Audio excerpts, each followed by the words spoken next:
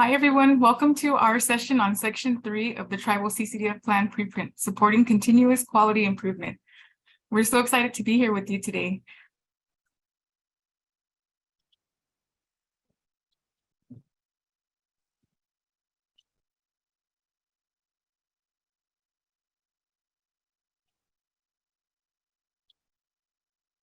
We want to introduce ourselves as we'll be your presenters for today's training session.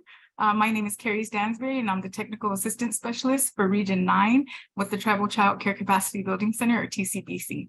I'll now pass it on to my colleague, Safi. Hello, everybody. Again, my name is Safi Jamil, and I am the Training and Resource Development Specialist with TCBC, and I'll pass it over to my colleague, Kate. Hi, everybody. My name is Kate Gordon, and I am the Quality Improvement Subject Matter Expert with TCBC, and I'm excited to be here with everyone, and I will pass it back to Carrie. Thank you, Kate. So as we move forward with today's session, please feel free to type your questions in the chat box or to unmute yourself. We want to remind you that this is a safe place for you to ask all your questions, and please feel comfortable to stop us at any point if you need clarification. That's what we're here for.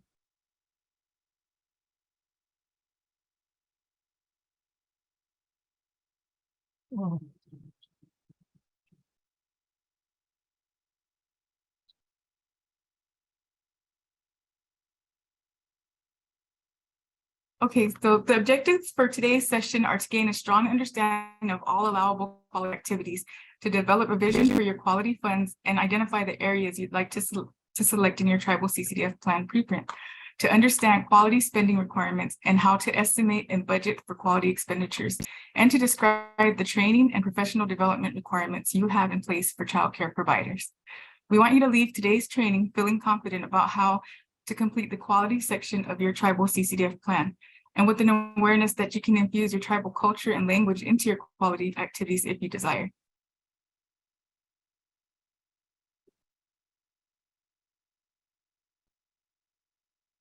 Section 3 of the Federal Fiscal Year 2023-2025 Tribal CCDF Plan Preprint, Supporting Continuous Quality Improvement, is divided into two subsections. Section 3.1, Quality Improvement Goals and Activities, and Section 3.2, Supporting Training and Professional Development of Child Care Workforce with CCDF Quality Funds. We encourage you to have your plan open so you can follow along with this. And we'll put the link to the plan in the chat in case you'd like to access it. The quality section starts on page 52 of the document.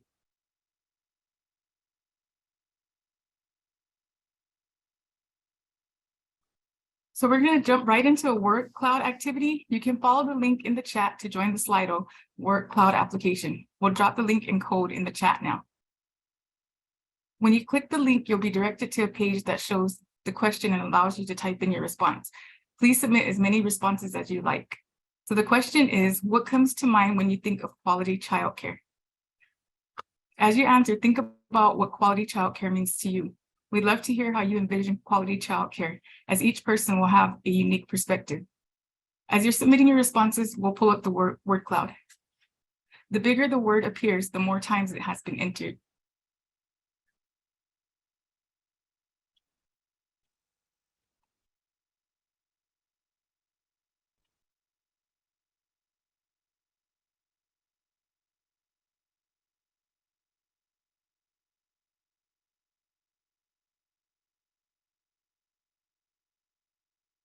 So again, what comes to mind when you think of quality childcare?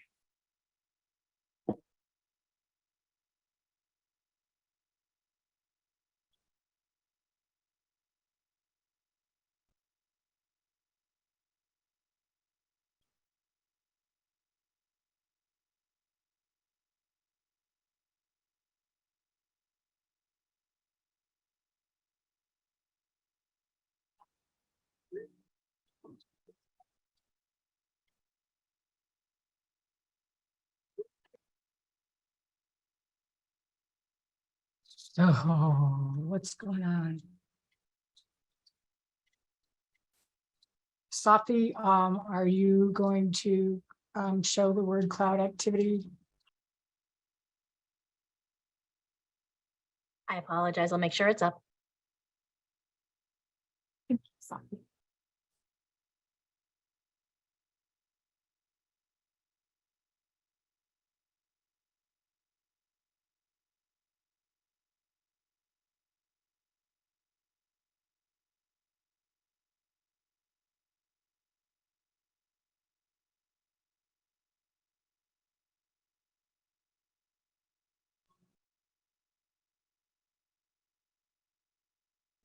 We're not seeing it, Safi.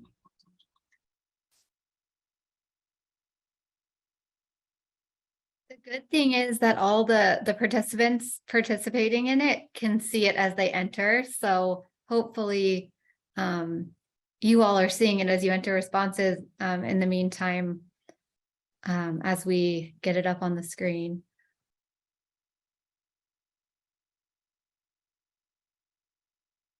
Okay, so if you're seeing it, here are some of the responses: caring staff, safety, relationships,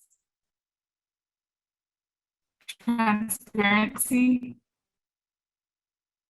culture and language,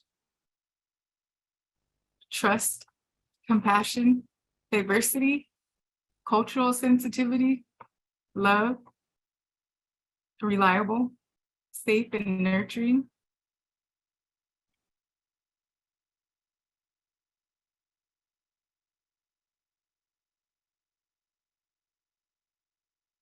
engaging, empathy.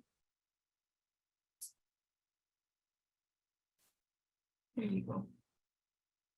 So as we mentioned, the bigger the words are, that means that multiple people have entered the same response. So relationships, cultural relevance, safety, caring staff, safe and nurturing, those are some the big ones out there. These are awesome, thank you. It's exciting to see all the different ideas and how you view quality.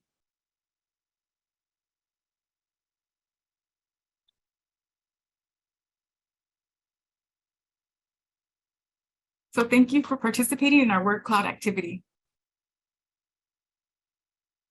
Thank you, Teresa. So now we're going to provide an overview of the CCDF quality improvement requirements.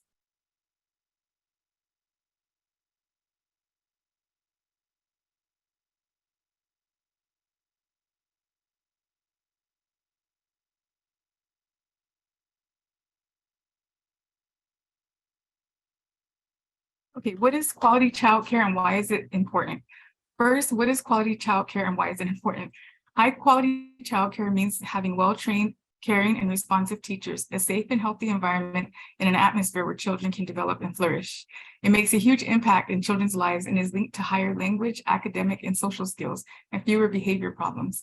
It helps children's school readiness and establishes a solid foundation of social, emotional, and cognitive development that carries on throughout children's lives.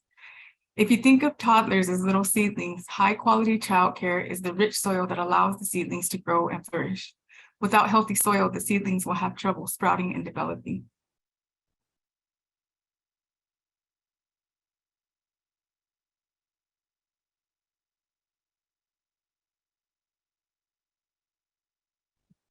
All grantees, including tribal lead agencies that have consolidated their CCDF program into an approved Public Law 102-477 plan, are required to spend at least 9% of their total CCDF expenditures on quality improvement activities.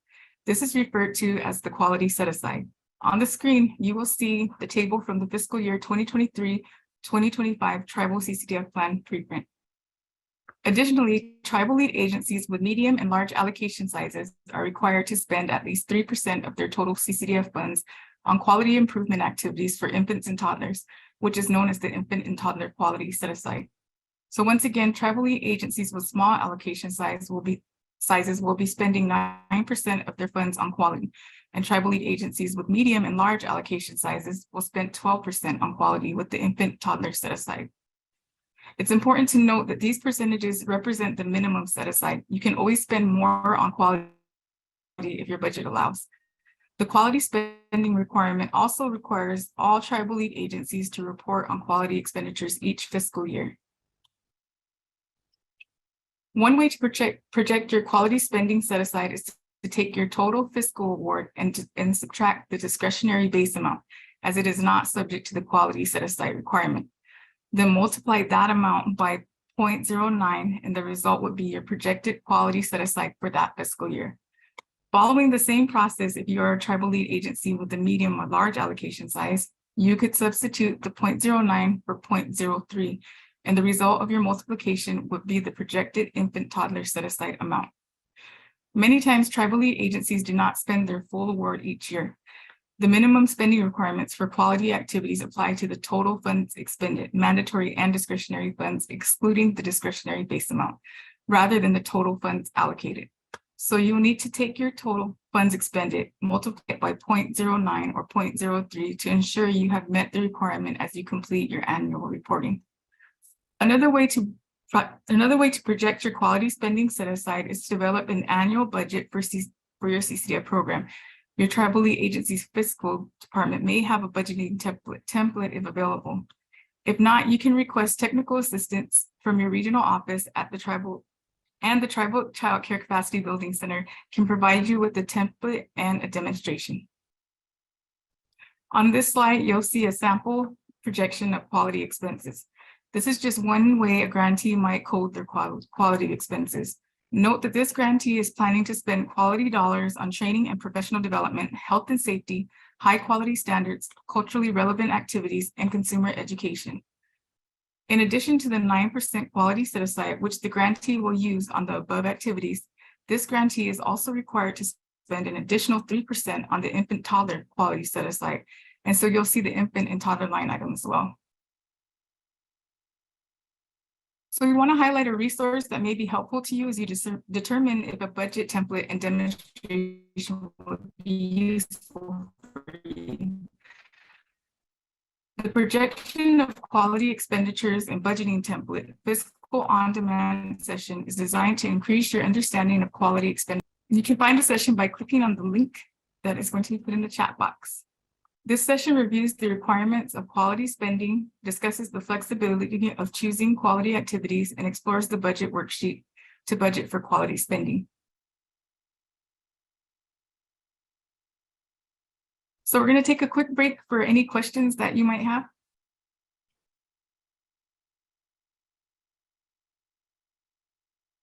Okay, no questions. I'm going to pass it to Safi to continue on with the next section. Thank you. Let's move into section 3.1, quality improvement goals and activities. Section 3.1.1 asks you to check the quality activities in 3.1.1.1 through 3.1.1.10 that the tribal lead agency will complete during this plan cycle. You can, and are encouraged to, incorporate culturally responsive practices into your quality improvement activities. There are 10 allowable quality improvement activities listed in the Tribal CCDF plan. When you complete your plan, you must choose to spend quality funds on at least one of the 10 allowable quality activities. Remember though, you are only required to select one of the 10. You can select more than one, but we encourage you to choose activities that you have the capacity for, as you can always amend your plan in the future. Also, you may find that some of these categories are not applicable to your program, and that is completely fine. We want you to have flexibility. The following are the 10 allowable quality activities listed in section 3.1.1 of the plan. We'll be going deeper into each of these activities in the following slides, so you'll hear a more detailed description as well as examples. Number 1, training and professional development. Number 2, early learning and developmental guidelines. Number 3, quality rating and improvement systems. Number 4, supply and quality of services for infant and toddler. Number 5, childcare resource and referral services. Number 6, licensing, inspection, monitoring, training, health, and safety. Number 7, evaluating the quality of childcare programs. Number 8, supporting providers in the voluntary pursuit of accreditation. Number 9, high quality program standards. And number 10, other. Now, other measurable quality improvement activities is divided into 6 subcategories. So within number 10, you have culturally relevant activities, consumer education for parents and providers, provider stabilization subgrants, provider retention grants and bonuses, purchases of vans and buses, other quality activities that the tribal lead agency intends to implement during this plan period. In completing this section, you should choose activities currently underway, planned, or expected during the 3-year plan period. Any major changes to the quality improvement activities can be addressed through plan amendment. We'll now discuss each of these activities in more detail.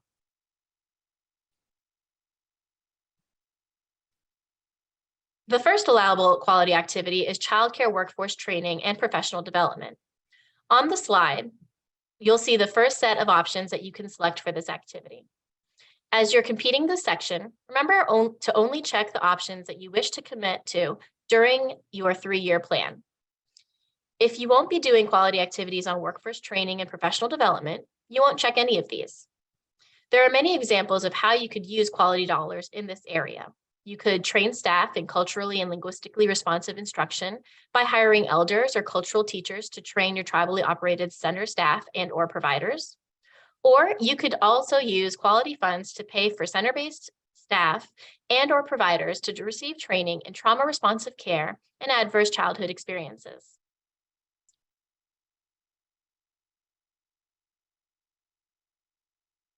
It looks like we're having a little bit of technical difficulty, so we'll pause for a moment.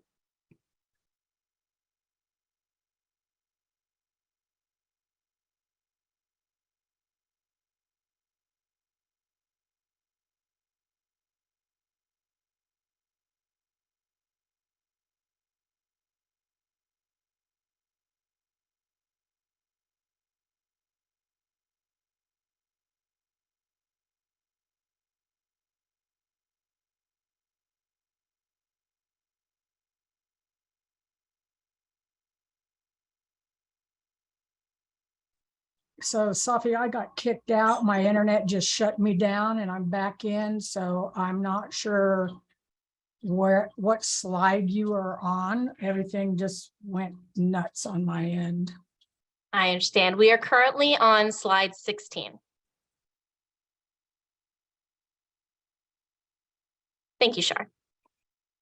So again, this one is all about workforce training. And so this checklist that I wanted to highlight again, the ways that you can implement developmentally appropriate and culturally and linguistically responsive instruction, developing or providing training for providers about the local indigenous nations and community. There are a lot of different ways to interpret how you could use this first allowable quality activity within your CCDF program. So moving on to the next slide, you'll see the second set of options that you can check under this area activity. Other examples include using quality funds to develop and implement training in fiscal management and childcare as a business, which might be very useful for providers, or paying for staff to enroll in parenting training, such as the Fatherhood is Sacred training program. Additionally, if your CCDF program partners with an early Head Start or Head Start program, you could consider having your teaching staff receive training in classroom assessment scoring system, also known as CLASS, to support quality teaching and track measurable classroom interactions. On the next slide, you'll see the final options you can select under workforce training and professional development. Another example might be paying for your staff to take tribal language courses offered at a local tribal college, or to earn a degree in Indian education or Indigenous studies that would support your staff's growth in the field of tribal childcare. Paying for staff to receive their CDA, Child Development Associate credential, is also a popular option chosen by tribal lead agencies. As you can see, there are many options to consider under training and professional development. If you don't see the specific opportunity that you would like to implement, you can check the other box and write in the training and or professional development area on which you will be spending quality funds. You get to decide what type of training and professional development fits best for your tribal lead agency and your community. The second quality activity is early learning and developmental guidelines. Early learning guidelines are intended to help teachers, caregivers, and directors learn what children should be able to do at different developmental stages so kids are set up for school success. Early learning guidelines often provide examples of activities that can be used to develop a curriculum, but are not intended to serve as a curriculum development activity. Tribal lead agencies who work directly with Head Start or Early Head Start could choose to adopt the Head Start Early Learning Outcomes Framework and use quality dollars to print and train staff or providers in those standards. You could also choose to develop your own early learning guidelines. Further, you might want to modify existing early learning guidelines developed by the state, by Head Start, or by other organizations by infusing culturally specific criteria. Hours spent on developing or adapting the guidelines, printing copies, and training providers are all costs that can be billed to quality initiatives. The third activity is developing, implementing, or enhancing a quality rating and improvement system known as QRIS for childcare providers and services. A QRIS is a systemic approach to assess, improve, and communicate the level of quality in early and school-age care and education programs. Similar to rating systems for restaurants and hotels, a QRIS awards quality ratings to early and school-age care and to educational programs that meet a set of defined program standards. Under this activity area, you could develop or implement a tribal QRIS or similar rating system. You could participate in the state QRIS. You could have representation from your agency on the state board that is designing the QRS, or you could collaborate with other tribal lead agencies to implement a QRIS. Some tribal lead agencies use state licensed providers who may be a part of the state's QRIS. You could provide a rate add-on based on the provider's quality rating from the state QRIS and use quality funds to cover the rate add-on. There is a tribal lead agency with a large allocation size that is in the process of developing their own QRIS. They are using quality funds for the hours spent on developing the assessment criteria, determining how many levels of quality there will be, and what quality indicators will be met to achieve each level. Once the development is complete, they plan on using quality funds to pay rate add-ons for the providers who have met the levels of quality outlined in their policies and procedures. The fourth activity is improving the supply and quality of childcare services for infants and toddlers. Note that tribal lead agencies with small allocation sizes are not required to spend quality dollars on infant and toddler activities. However, they can choose to do so, and this spending would count toward their 9% quality set aside. Those with medium and large allocation sizes are required to spend an additional 3% on infant and toddler activities.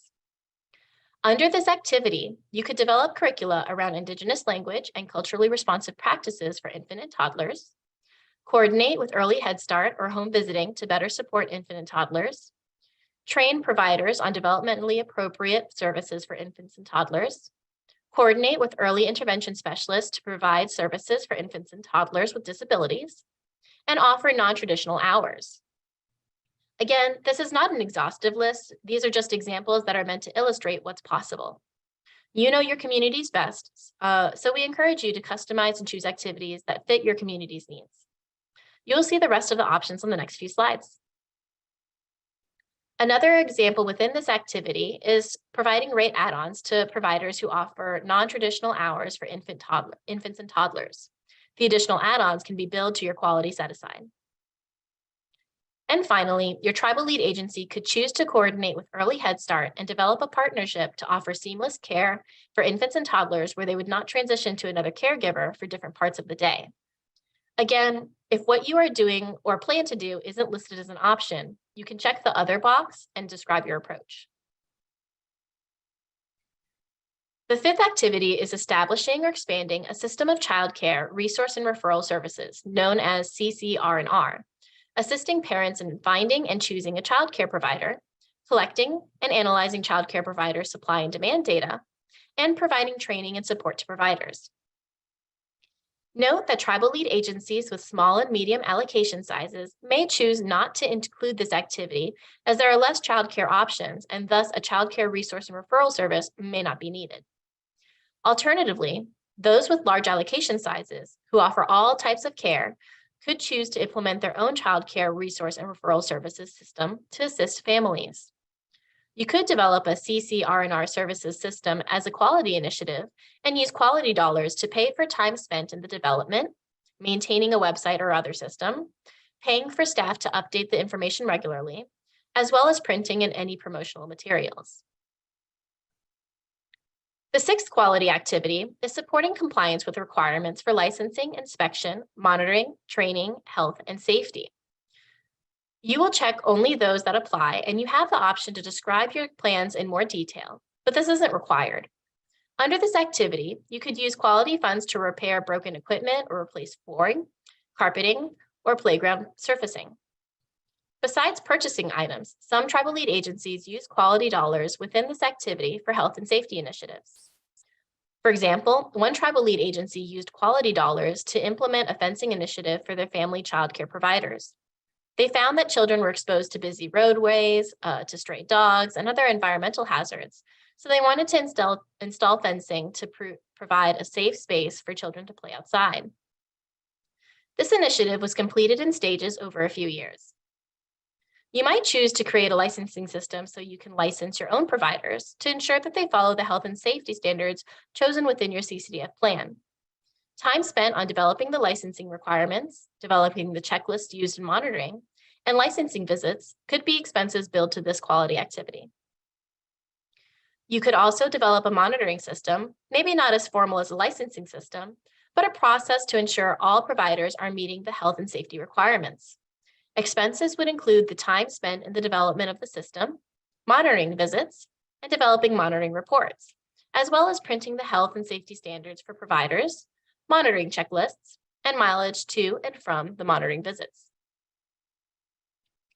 You could also consider implementing mental health supports within your childcare system, such as parenting classes, like the Motherhood and Fatherhood is Sacred programs, implementing the Pyramid Plus model to help children manage their emotions, hiring a mental health consultant to help children adjust to post-COVID-19 pandemic, and provide support for the teaching staff and providers. As you can see, tribal lead agencies have many options for using quality dollars under this activity. I'll now pass it off to my colleague, Kate, to continue describing additional allowable activities. Thank you so much, Safi.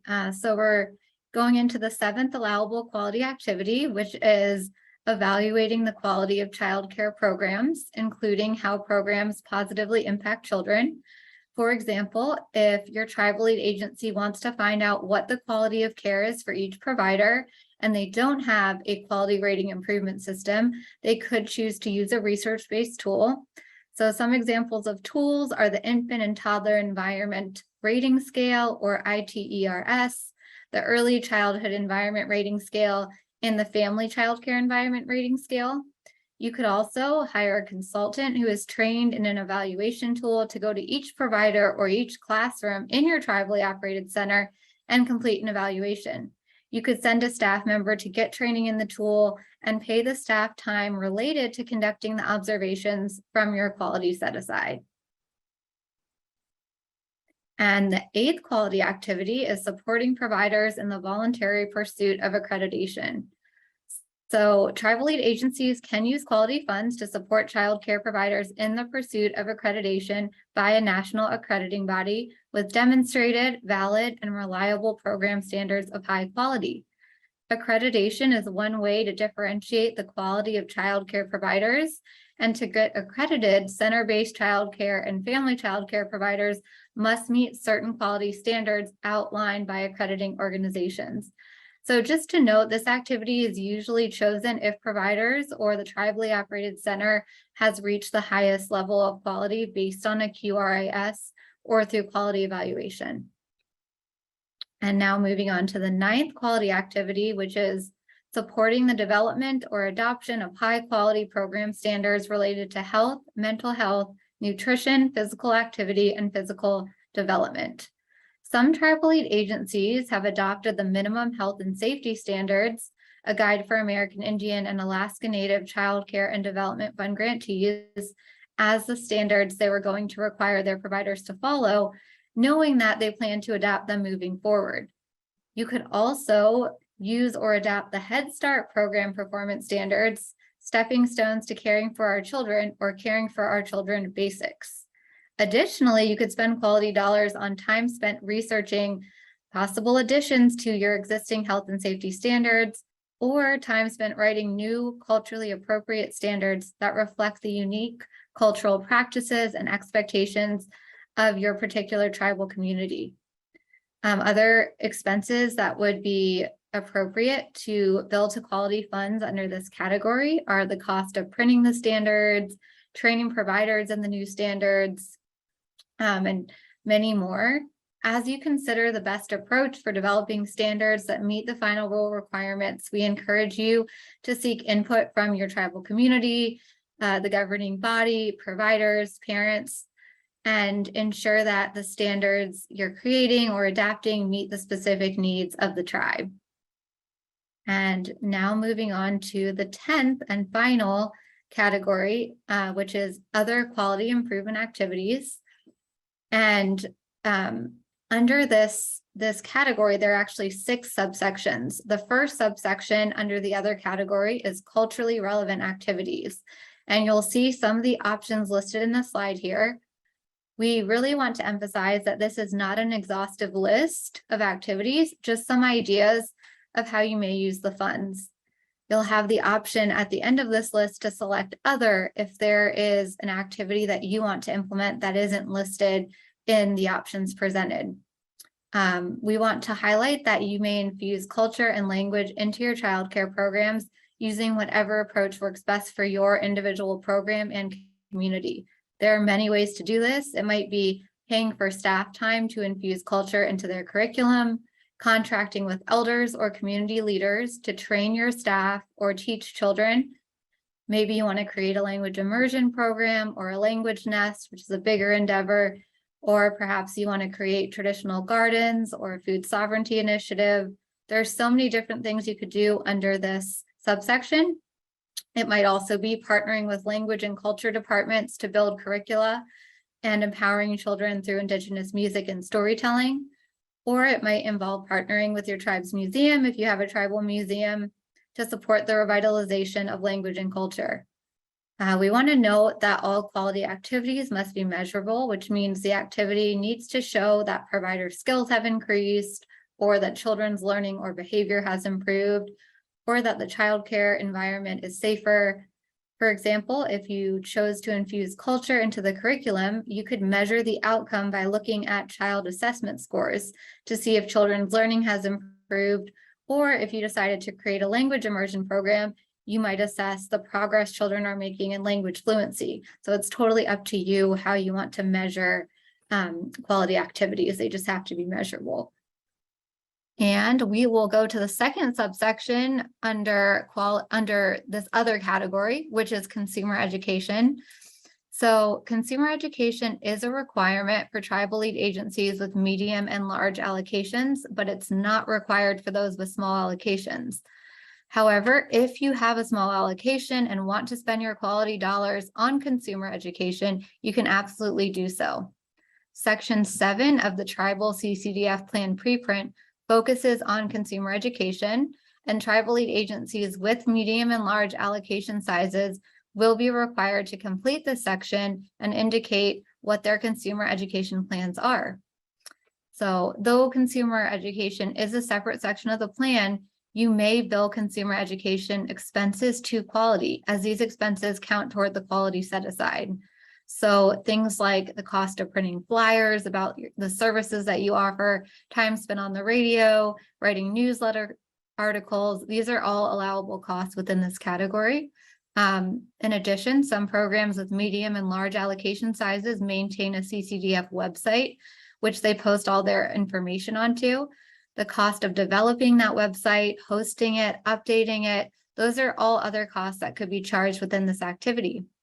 There's also other possibilities, including conducting outreach and providing information to families through community activities such as powwows, community feasts, tribal holiday events, and family nights.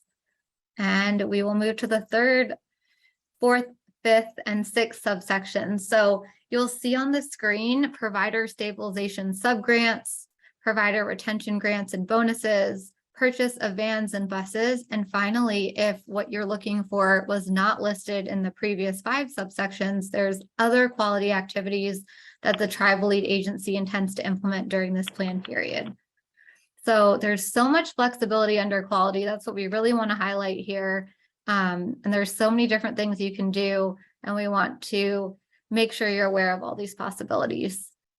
And now we are going to discuss the Tribal Early Learning Initiative. So if you submitted the TELE appendix to indicate your interest in the TELE collaborative or network and to officially request approval to use your CCDF funds for TELE activities, you should address this in section 3.1.1 of your plan, as Tribal Early Learning Initiative activities fall under the quality improvement section. Note that the TELE appendix was due to OCC on July 1st of 2022. Both the Tele Collaborative and Tele Network will launch this winter and will support tribes in their early childhood system building efforts using tribal CCDF funds. The Tele Collaborative will include up to 8 tribes that want to use their tribal CCDF funds to support a Tele and are interested in partnership with ACF and being part of a learning community on tribal early childhood systems building. So the Tele Collaborative is the more intensive Tele opportunity. It involves getting technical assistance over a 3-year period, including resources and guidance, support from federal staff and TA providers, and opportunities to connect with leadership, possible annual meetings, and a possible joint site visit. Alternatively, the Tele Network was open to all tribes with tribal CCDF programs that are interested in using their funds to support a Tele in their own community, but aren't as interested in the intensive TA supports and partnership with ACF.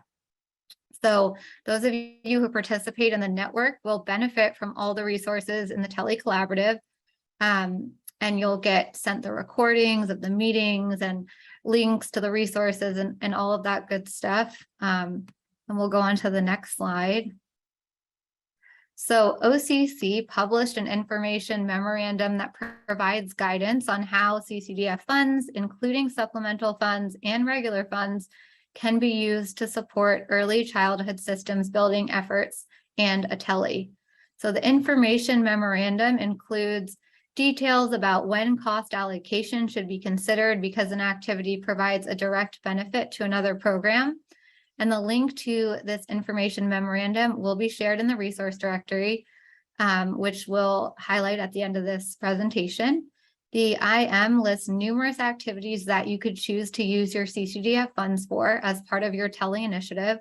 And they include, but aren't limited to, hiring a Tele coordinator to serve as a backbone to support systems building efforts, convening an early childhood council or advisory group to guide the Tele effort, conducting a comprehensive community needs assessment, identifying resources and gaps, developing a vision and strategic plan for early childhood systems building, investing in coordinated data systems, supporting joint professional development activities.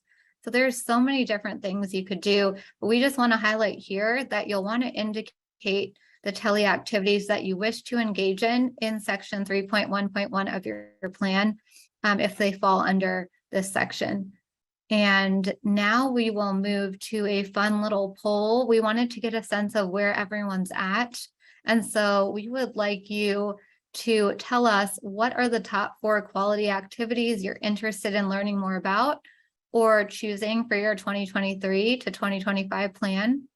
So you can follow the link, or you can scan your phone, your smartphone camera, and you'll get sent to this Slido poll, or you can just enter that code. So if you go to slido.com and you type in TCBC QAV, then it'll take you to our poll. And again, the question is, what are the top 4 quality activities you're interested in learning more about or focusing on for your 2023-2025 plan? The choices, again, are number 1, training and professional development, 2, early learning and developmental guidelines, 3, quality rating and improvement systems, 4, improving supply and quality for infants and toddlers, 5, establishing or expanding a system of childcare resource and referral services. And I'm just looking, I don't see that anyone has been able to respond yet. So I can't see the chat right now, but those who can see the chat, I just want to make sure that everyone. The link is up, Kate. The link is up. Okay. Oh, and now I see some responses coming in. Awesome. So I see 7 people. It's really cool to see what everyone is interested in. And right now, with the 10 respondees, we have the top 2, and it's going to keep changing and changing, but other activities, culturally relevant activities is number 1 right now, and then training and professional development is number 2. And that is the same thing that we had in our Dallas training 2 weeks ago. So that's cool to see. So please keep entering your responses if you have not yet. And now we have 20 people. Yay. So it looks like culturally relevant activities is still the number one that people are interested in, followed by training and professional development, and then improving supply and quality for infants and toddlers, and early learning and developmental guidelines. So this poll will be live. You can come back to it. And if you're curious to see what people are interested in, it will be accessible to you. So thank you everyone for participating. Culturally relevant activities is still in the lead, followed by training and professional development. Exciting to see that people are interested in exploring these different categories more. And now we will go to the next slide, and I'll just give a minute to transition back to the PowerPoint. And while we're transitioning, does anyone have questions about the content we have covered so far?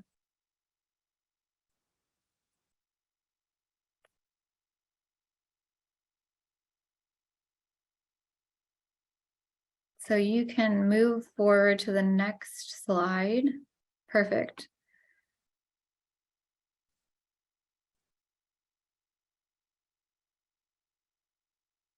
And feel free to write your questions in the chat or interject at any point for the rest of the presentation. If there aren't any questions now, we will move to section 3.1.2, which is identification of goals and activities to improve quality.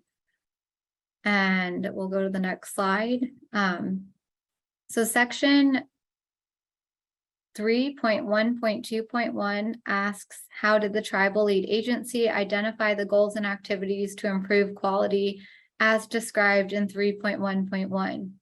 For example, did the tribal lead agency conduct provider surveys or assessments that identified the need for quality improvements? You will check those that apply from the list on the slide. And this question is really about how you determined what quality activities you want to invest your quality funds into. So how did you decide which of the 10 activities you selected for your plan? And there are many methods that you might have used. You might have asked questions or provided surveys during site visits. Maybe you found that when you were visiting providers, many of them lacked basic safety materials, or they needed new carpeting and blankets and food storage supplies. So this information helped you decide that you'd like to spend some of your quality funds on activity 3.1.1.6, health and safety. Or let's say you surveyed families, providers, and tribal leadership at community events or at your annual powwow, and that's how you came up with which quality activities you wanted to invest in. Maybe there was a desire from parents and families to develop a culturally responsive curriculum in your tribally operated center. So you just want to tell us or tell Office of Child Care how you selected and identified the quality goals and activities. And there is an other option if the ones on the screen that are pre-listed in the plan aren't applicable to you. So we'll move to the next slide. And we really wanted to remind you that this is a 3-year plan cycle, and it might be useful to think about whether the quality goals you identify would best be implemented through a larger quality initiative that begins in year 1 and continues into year 3. So, for example, if you did decide to do a culturally responsive curriculum, that would be a larger endeavor. So maybe in the first year, you would do research on what kind of curriculum you want to create if you want to adopt another tribally operated center's curriculum, or if you want to create your own from the ground up. And from there, you could map out the individual steps that would need to occur at each stage of your 3-year plan. So year 1 might be researching and partnering with your tribal lead agency's language and culture department. You could use quality funds to pay for staff time doing that research and talking to other programs, maybe other tribes, Then in year 2, you might consult with elders in your community on what to include in the curriculum, and maybe hire a graphic designer from the tribe to design lesson plans. You could use quality funds to pay for elders' time and for hiring the graphic designer to arrange the curriculum into lesson plans with tribally specific imagery. Then in year 3, you might train staff in the new curriculum and use quality funds to hire a trainer. Maybe you hire one of the elders in your community to train staff on the curriculum. And you would pay for that time out of your quality funds. You could also have the curriculum printed and put in booklets and purchase materials for each of the lesson plans. And maybe you need arts and crafts supplies for the activities in your new curriculum. So if you choose to do an initiative such as this one, you would likely select culturally relevant activities under the other quality improvement activities area, which is 3.1.1.10. That was the one that was most popular based on the poll that we just did.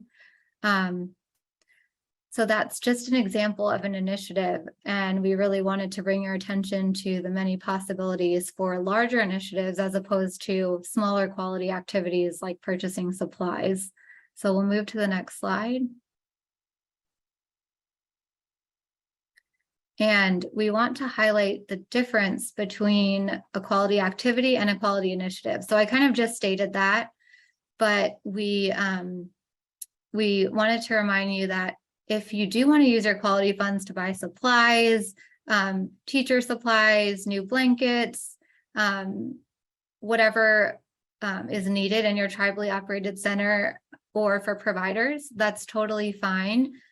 We just wanted to emphasize that if you do want to do a larger endeavor that spans the life of your 3-year tribal CCDF plan, you can do that as well. We've seen in the past that a lot of tribal lead agencies are using their quality funds for purchasing supplies, purchasing new materials. And so that's why we wanted to highlight that you can also do a quality initiative.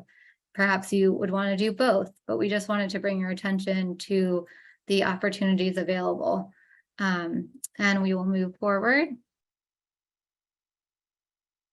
So we are going to continue on. So we're not going to do this activity due to time.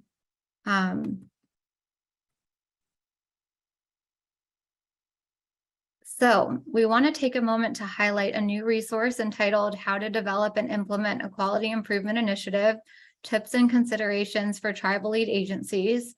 This resource has really great guidance on how to start the planning process for a quality initiative. It has some templates, it has some sample quality initiatives, and it will help you identify the action steps needed for your quality initiative to be successful. And this link will be put in the chat. And so now we are at section 3.1.3. So thanks for staying with us thus far. 3.1.3 is evaluation of progress for child care quality improvement goals and activities, which looks at how tribal lead agencies measure progress toward meeting child care quality improvement goals and activities. And section 3.1.3.1 asks, how does the tribal lead agency evaluate progress toward meeting the overall child care quality improvement goals and activities described in 3.1.1? On the screen, you will see the options. It's important to measure the progress of your quality improvement goals and activities so that you can assess whether you're moving in the right direction and so that you can see the impact of your quality goals and activities on your program as well as the larger tribal community. So there are many ways to evaluate progress, and these include site visits and/or monitoring inspection visits, follow-up surveys to families, providers, and tribal leaders, ongoing community assessments, parent, family, community, or tribal meeting sign-in sheets or attendance logs, and finally, other methods that you may wish to use but that haven't been listed. And we also wanted to highlight that it's best practice to evaluate the progress of each of your quality activities at the end of each year. So year 1, you would see, how are my quality activities progressing? Do I need to modify or adjust anything? Year 2, you would do the same, and then year 3. And this will help you identify if you need to amend your plan and remove or add an additional quality activity, and just make sure you're moving in the direction that you want to. And And just to provide an example of how you might evaluate progress, if you decided to give new sleeping mats and supplies to your providers so that children could be more comfortable and relaxed during nap time, and also to enhance cleanliness, you might issue a follow-up survey to your providers asking whether those new sleeping materials led to children napping for longer periods, getting sick less frequently, improvement in behavioral issues, enhancement in children's focus, and things such as that. So that's just one way that you might measure the progress of that quality activity. And we will go to the next slide. So with that, we wanted to open it up for discussion, and feel free to share in the chat or to unmute. We'd love to hear from you. How do you know that you were successful in meeting your quality improvement goals? So for those of you who have been implementing quality initiatives or activities, how do you measure progress or the success of your quality activities? And anyone is welcome to share. And I'm just going to open the chat.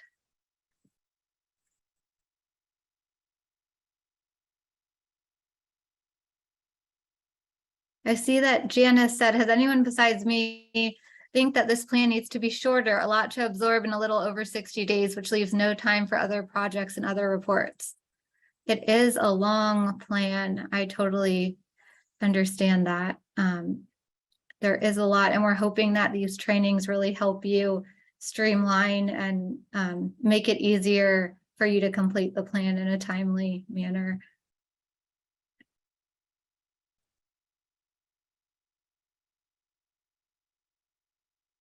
Anybody want to share, how do you measure your quality activities? And if you don't want to share, if anyone has any questions at this point, please feel free to ask your questions before we move on to the next section, excuse me. I'll share. Cool. This is Carolyn with Comanche Nation. Hi, Carolyn. Hi. I have them listed in years on my plan. And then I just go back to the plan, and I have like a lot of goals that we want to accomplish. And I list it all in there, and then I just go back and review it pretty frequently. Especially because, like I said in the in-person training, that in order to gain permission for a lot of the quality activities, I use that for a backup because it's written in our plans for specific reasons. A lot of it has to do with planning and development for our program.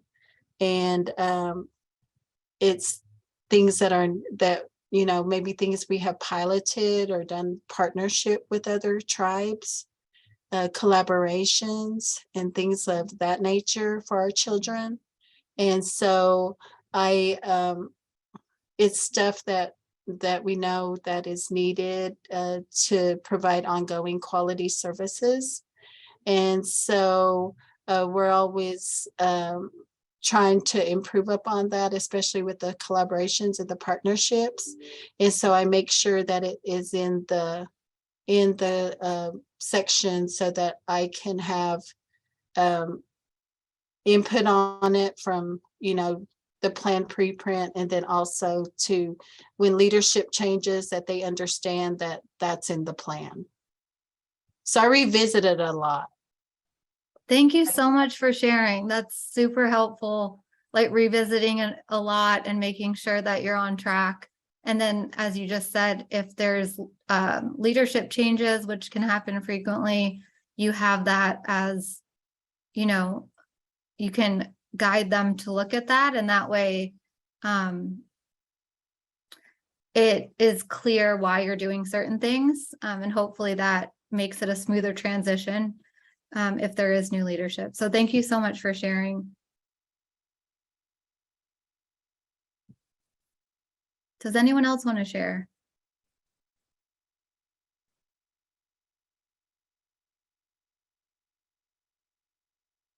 Okay, well, we will move on to the next section. Thank you again, Carolyn, and I just asked for questions, so I think we're good for that for now, but I will pass it to Safi, and please keep putting your questions in the chat if you have any. Thank you, everyone, and Safi will take us into section 3.2. Thank you, Kate. All right, so now we will move into section 3.2, supporting training and professional development of the childcare workforce with CCDF Quality Funds. All tribal lead agencies must develop training and professional development requirements documented in section 2, including pre-service or orientation training to be completed within 3 months, and ongoing requirements designed to enable childcare providers to promote the social, emotional, physical, and cognitive development of children, and to improve the knowledge and skills of the childcare workforce. Such requirements must be applicable to childcare providers caring for children receiving CCDF program funds across the entire age span from birth through age 12. Ongoing training and professional development should be accessible and appropriate to the setting and to the age of the children served. You can think of pre-service and/or orientation training in phases. Phase 1 could include the beginning of employment and can be either a pre-service training that occurs prior to starting work, or it could be an orientation training that occurs within the first 3 months of being hired. Tribal lead agencies have the option of deciding which required health and safety topics are pre-service trainings and which ones would be orientation training. Phase 2 is ongoing training.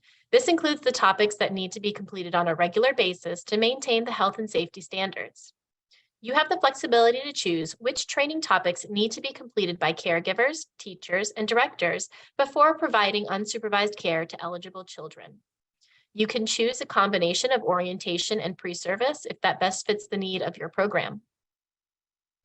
Remember that the ongoing professional development should include a minimum annual requirement of training hours to be completed by your provider's caregivers, teachers, and directors. Ongoing training and professional development include maintaining and updating the health and safety standards. You do have the flexibility to determine the number of training hours required, but may want to consult with 2 resources from the Section 3 directory. One is Caring for Our Children, Basics and/or Minimum Health and Safety Standards, a guide for American Indian and Alaska Native CCDF grantees. Both resources describe best practices and the recommended time needed for these training requirements. Section 3.2.1.1 asks, to meet the needs of the following age groups or groups of children, describe the specific training and professional development requirements you have in place for child care providers who care for the following categories. These categories are infant and toddlers, preschoolers, school-age children, children who are Indigenous language learners, and children with developmental delays and disabilities. For this section, you will need to provide detailed descriptions of the training and professional development requirements you have in place for child care providers who care for the groups just mentioned. These training and professional development requirements should ensure that child care providers can meet the needs of these age groups or groups of children. We want to make sure you feel confident about how to write the descriptions for each of the groups listed. For example, for the first box, infant and toddlers, you might provide the following description. The tribal lead agency requires all child care providers who care for infants and toddlers to complete an 8-week training with regional infant toddler specialists available on the state's training and professional development website on infant toddler best practices and stages of infant toddler development. We also require providers to complete an assessment on infant toddler care after they complete the training, and they must pass the assessment in order to provide child care to infants and toddlers. Finally, we require providers to be certified in cardiopulmonary resuscitation, CPR, and first aid for infants and toddlers. So that's one way that you could word this requirement. To ensure everyone is ready to describe the training and professional development requirements for each of the groups listed, we're going to do a brainstorming activity. In this brainstorming activity, please share in the chat, or you can unmute and share out loud, brainstorming potential trainings and professional development requirements. This could also include professional training partners for infants and toddlers, preschoolers, school-age children, children who are Indigenous language learners, and again, children with developmental delays and disabilities. So again, please feel free to either unmute and share out loud or to write in the chat. Who could you partner with to provide training to your caregivers, providers, and staff? And then additionally, those of you that are have years of experience, if you would like to share your experience and give that advice, that would be greatly appreciated.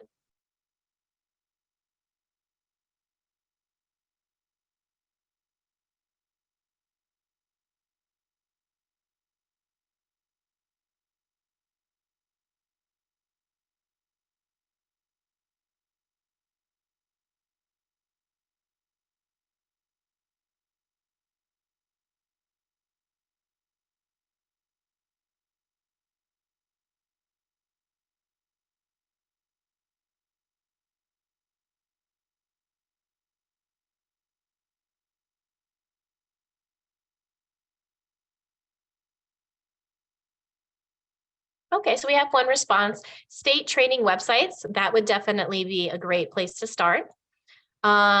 We have the Comanche Language Department, a nonprofit who's administering a grant at this time for early childhood educators. Those are great partnerships right there too. Thank you for sharing. Again, if you would like to unmute and describe more, that would be very beneficial to the group.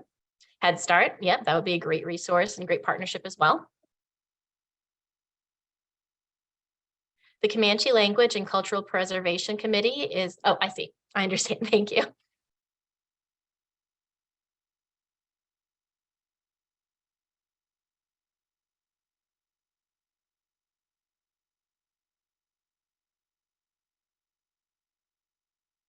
Okay, well, thank you for sharing. If you have other ideas of partnerships that you could connect with or, to best serve the tribal community, please feel free to continue sharing it in the chat. Oh, one more. Other organizations that service early childhood, such as STEAM sites, universities, IHS, STEAM standing for science, what does the T stand for? Technology. What is the E? Art and music, or art and math. Engineering. Thank you. And then IHS stands for, Indian Health Services. Oh yeah, CCRR. Child Care Resource and Referral. Turtle Mountain Community College. That's great. And I love how there's a mixture of a variety of sources of these partnerships, right? Like it's not just, state-based or just community-based or just educationally based. We're seeing a mixture of these things. And that's because, we're trying to meet all of the needs that a child would have with quality improvement. So thank you very much. And again, if you think of more partnerships that would be a good place to start, feel free to share it in the chat. Let's go ahead and move on to the next slide. Section 3.2.1.2 asks, do tribal CCDF providers, including the tribally operated centers, if any, participate in the state's training and professional development system? For example, tribal CCDF providers might participate in trainings offered by the local child care resource and referral agencies or state-funded training organizations. Note that tribal lead agencies are not required to coordinate with the state's training and professional development system. However, it may be beneficial to promote continuity of care and sharing of resources. If you choose not to participate in the state's professional development system, it is important for the Office of Child Care to understand why. So you can share that information by checking the boxes under no in this question of the plan. Finally, 3.2.1.3 asks, has the tribal lead agency been contacted by the state for input on how to make its trainings and professional development opportunities more culturally relevant for tribal children? Note that states are required by law to contact tribal lead agencies as they develop their CCDF plans in order to receive insight on whether their offerings are culturally relevant and appropriate for tribal children. If someone for your state reaches out to your tribal lead agency, this may be why they're contacting you.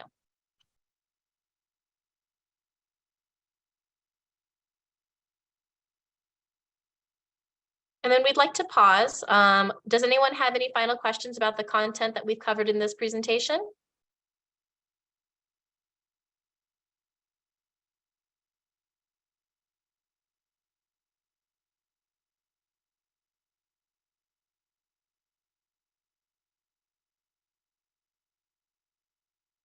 Okay, well, thank you for your time. I am now going to pass it over to Carrie to show the resource directory and other resources.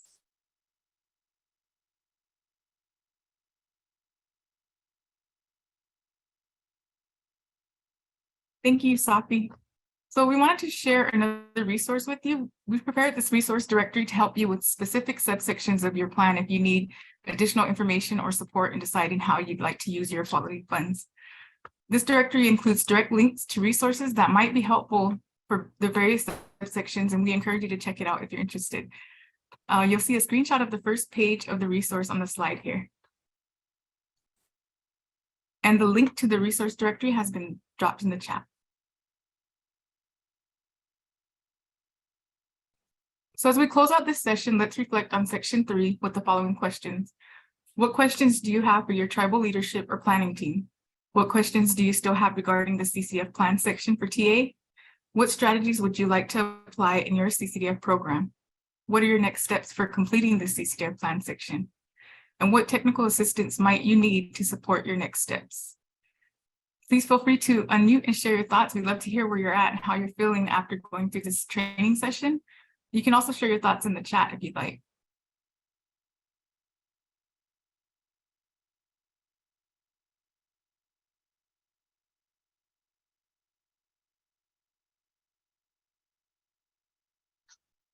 So we want to thank you all for your time and for spending your day with us in these first 3 sessions. We would really appreciate your feedback on the presentation. So if you could take a minute to complete a survey, it'll help us to know what we can do to deliver this information in a manner that works for all the participants. So we will share the survey link in the chat. Carrie, this is Shar from TCBC. Since we have a few minutes left, Kate would love to open up the tips and considerations document and just talk through it here really quickly since we have 20 minutes. So Okay. I'm going to stop sharing my screen and allow for Kate to share hers.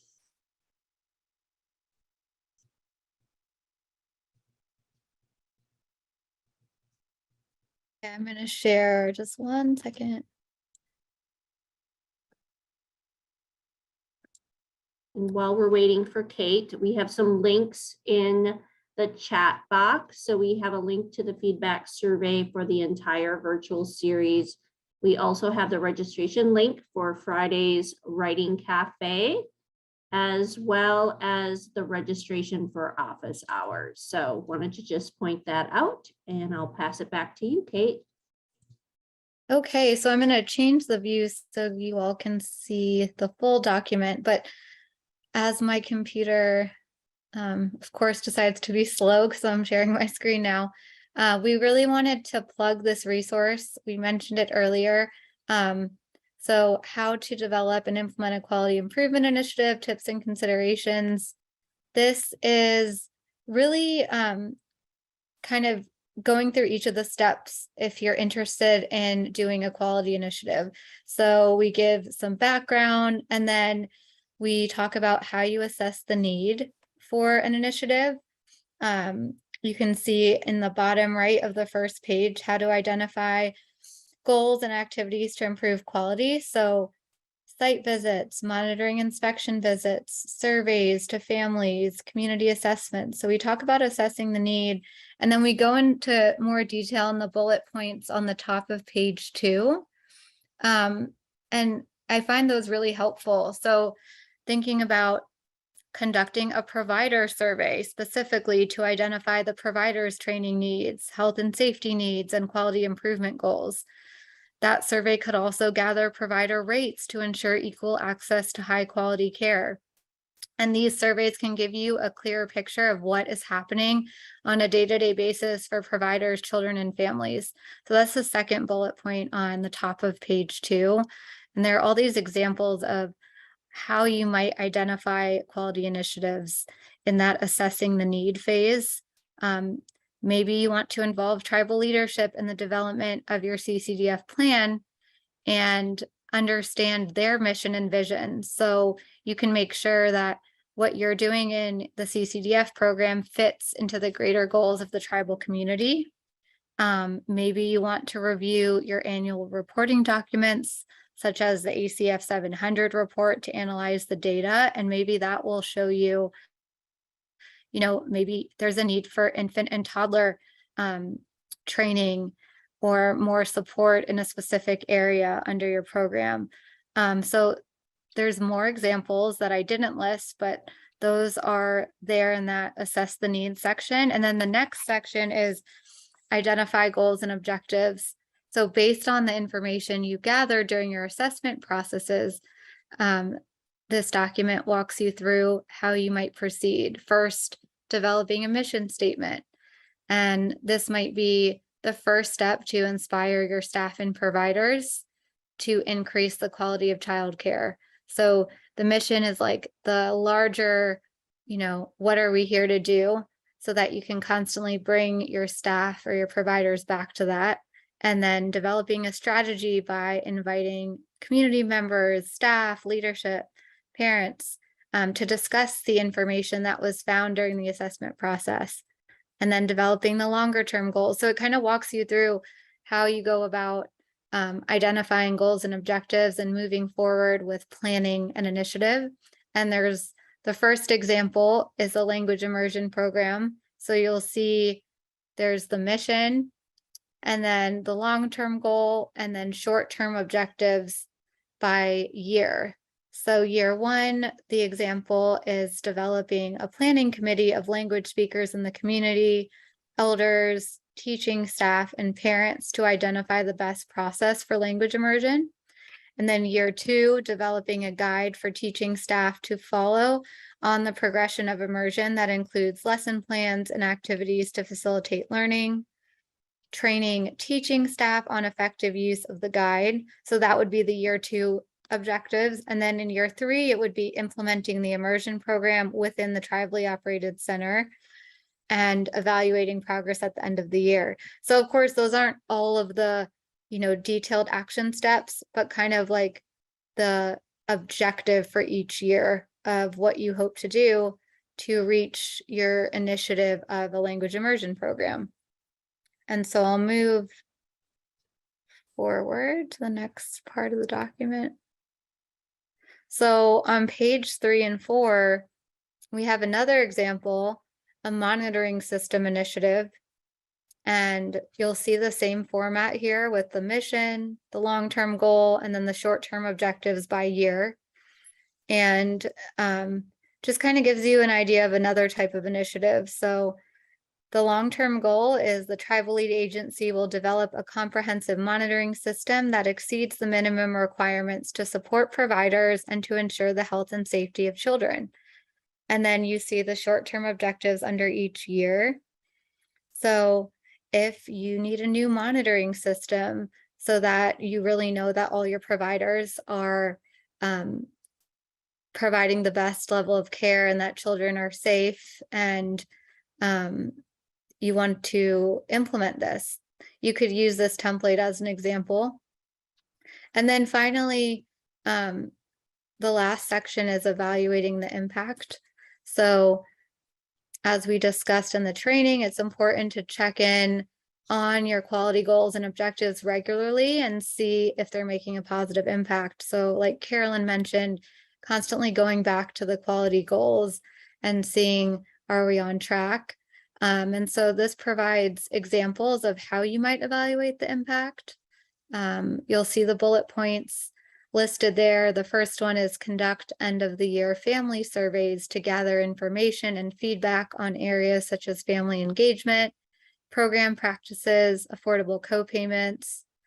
And then you'll also see in the little yellow call out box, the different types of evaluation methods. And there are other types that aren't listed there that you might be doing currently. And these are just meant to be examples, not exhaustive lists. And then another thing that I wanted to highlight, kind of skipped over this, but on the bottom of page 3, and I'm highlighting it in blue, hopefully you can see that. It's really important to meet with your fiscal department to identify costs related to your quality initiative and set up expense tracking mechanisms to allow for accurate reporting. We know from working with tribal lead agencies that one of the blocks sometimes is the fiscal department pushing back and maybe worrying, is this allowable? And so it's really important to work closely with your fiscal department and make sure they're on board, make sure that you're tracking your expenses and coding everything properly. And as Carolyn also said, you can show your fiscal department the plan, which is, where you've listed the things that you're obligated to do in your 3-year plan cycle. And so you can constantly use that as your reference point of, this is what we committed to doing. It's allowable. It was approved by the Office of Child Care, and that can be helpful in getting your fiscal department on board. So there's some really helpful things, and we hope that you'll take a look at this in more detail if you are interested. We just developed it in preparation for these preprint trainings. So I think I'll stop there, but does anyone have any questions?